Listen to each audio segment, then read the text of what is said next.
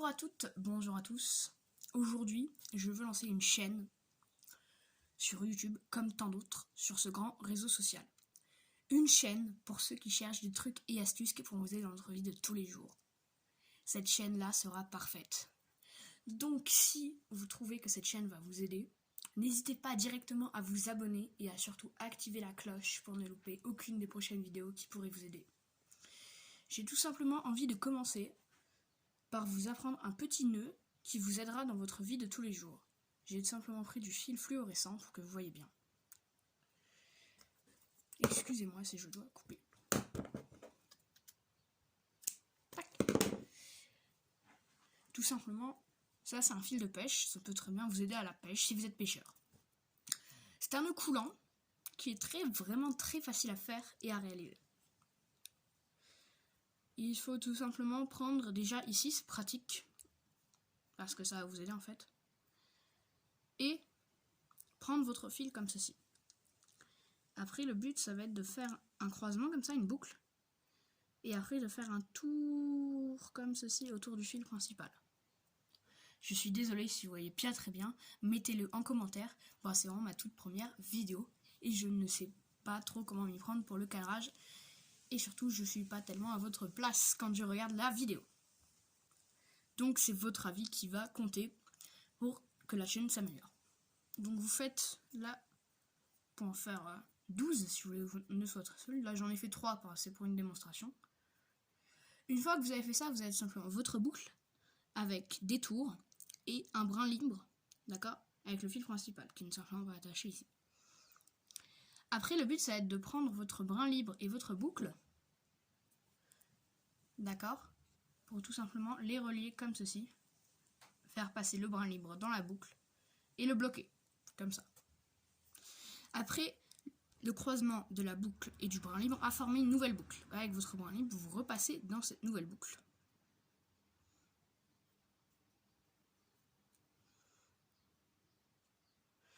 Une fois que vous êtes passé dans cette nouvelle boucle, vous pouvez tout simplement prendre votre nœud et puis serrer petit à petit. Voilà, votre nœud est fini. Donc c'est simplement attacher n'importe quel objet, ça marche avec tout type de ficelle, corde, du moment qu'il est bien réalisé. Il est très solide et très facile à faire surtout. Par exemple, je vais l'attacher autour de ces ciseaux. Alors, le truc bien, c'est que une fois que vous l'avez réalisé, vous pouvez simplement changer la taille. Ouh là là, il y a un petit problème. Je vais donc faire en sorte que cela se serre un peu mieux. Voilà. Vous pouvez simplement changer la taille de la boucle. Après, vous pouvez simplement passer autour d'un objet et puis tirer, et votre nœud, votre boucle va tout simplement coulisser. Bon, c'est le principe d'un nœud coulant. Voilà, mon ciseau est attaché. Donc, après, si vous voulez prendre par exemple du fil de pêche comme ça et scotcher un aimant au bout, par exemple, ça peut être une idée, ou une ficelle, scotcher un aimant au bout, le mettre au-dessus de votre établi et placer un petit aimant aussi au bout de vos outils, ça peut être très pratique pour les tenir. Prochaine astuce.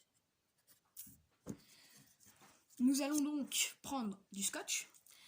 Là, c'est du scotch de bricolage parce que je suis à la campagne et que je ne dispose pas forcément de tout ce dont j'ai besoin. Il vaut mieux prendre du scotch transparent ou même du scotch double face. Mais le scotch double face est plus cher que le scotch transparent. Donc cette astuce va tout simplement vous servir à faire des petits pense-bêtes que vous pourrez par exemple coller au mur de votre atelier. Et avant de quitter la vidéo en se disant que c'est mieux d'acheter des post-it, je vous garantis que cette technique est moins chère que d'acheter des post-it. Donc si vous voulez faire des économies et du recyclage, prenez cette technique. Donc il faut tout simplement prendre un bout de carton ou un bout de papier, voilà, peu importe. Petit bout de feuille cartonnée que vous n'utilisez plus, une chute dans un papier à dessin par exemple. Là en l'occurrence c'est une chute dans un leurre de pêche, dans une boîte de leurre de pêche, mais bon ça fera l'affaire puisque j'ai rien à marquer dessus. Donc vous allez tout simplement prendre votre scotch. C'est vraiment énervant avec le scotch. On doit tout le temps trouver le début du scotch avant de pouvoir s'en servir. Voilà. Non. Non. Non. Non. Ah. Et c'est vraiment énervant. Comme c'est un truc qui me fait enrager dès qu'on peut pas. Ok. Je prends mon ciseau, c'est pratique. Tac.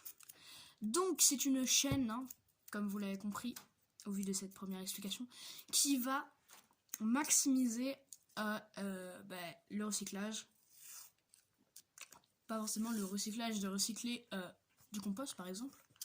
Parce qu'on pourrait se dire, il y a la plupart des gens, je pense, qui pensent que en fait le compost, c'est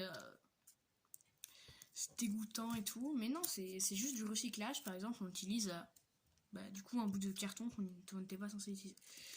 Donc vous allez simplement découper un bout de scotch et le rouler en 3 comme ça. Tac, 1, 2 et 3, quoi. Ça fait 3 parties. Et donc vous obtenez un petit morceau de scotch double face. Vous le collez au dos de votre post-it et vous avez juste à le fixer.